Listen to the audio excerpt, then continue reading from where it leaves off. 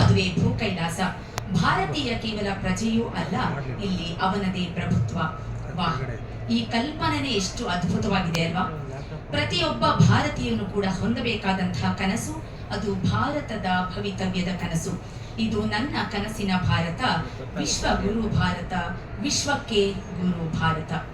ಇಡೀ ಜಗತ್ತೆಲ್ಲ ಕತ್ತಲೆಯಿಂದ ತುಂಬಿರ್ತಕ್ಕಂತಹ ಸಂದರ್ಭದಲ್ಲಿ, ಕಂಗೆಟ್ಟು ಕುಳಿತಿರುವಂತಹ ಸಂದರ್ಭದಲ್ಲಿ ನಮಗೆ ದಾರಿ ತೋರುವಂತಹ ಬೆಳಕು ಎಲ್ಲಿಂದ ಬರುತ್ತೆ ಅಂತ ಯಾರಾದ್ರೂ ನಮ್ಮನ್ನ ಕೇಳಿದ್ರೆ, ನಾನು ಭಾರತದ ಕಡೆಗೆ ನನ್ನ ಕೈಯನ್ನ ತೋರಿಸ್ತೀನಿ ಅಂತ ಜರ್ಮನಿಯ ಮ್ಯಾಕ್ಸ್ ಮುಲ್ಲರ್ ಹೇಳಿದ್ದಾರೆ.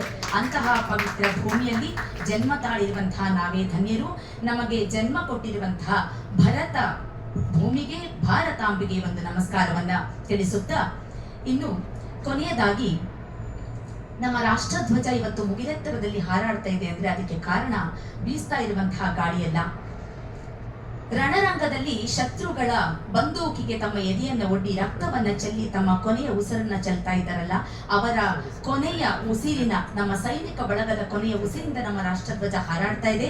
ಅಂತಹ ಒಂದು ಸಮಸ್ತ ಸೈನಿಕ ಬಳಗಕ್ಕೆ ಒಂದು ನಮಸ್ಕಾರವನ್ನ ತಿಳಿಸುತ್ತಾ ನಮ್ಮ ಕಾರ್ಯಕ್ರಮಕ್ಕೆ ಚಾಲನೆ ಕೊಡೋದಕ್ಕೆ ಇಷ್ಟಪಡ್ತೀನಿ.